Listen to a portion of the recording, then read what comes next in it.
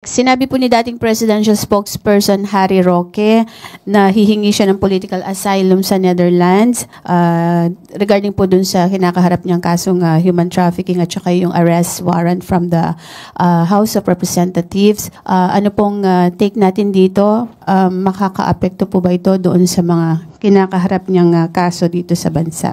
Hindi naman ito makakaapekto. Unang-una po, magpapile pa lang po yata siya ng petition at hindi pa naman po ito nag-grant. Tandaan po natin, bago po ito mag-grant, dapat mapalabas niya po na may well-founded fear of political persecution. Tandaan din po natin na mga ebidensyang nakalap ng PAOK at that time ay bigla na lang lumapag sa harapan ng PAOK without even any effort. Nakita lang po itong mga dokumentong to, bank documents ni Attorney Harry Roque sa Lucky South 99. Nakita rin ang mga dokumento ng kanyang assistant, AR de la Serna, in Lucky South 99. Third, there is also a document referring to contract of lease with a certain manager, alleged manager of Lucky South 99. Bumaksak lang din po yan sa harapan ng PAOK. So how could there be a political persecution if all the pieces of evidence are overwhelming? So wala po tayo nakikitang political persecution. Harapin na lang po niya ang kaso niya po dito. Mas maganda po yan para maipakita niya sa taong bayan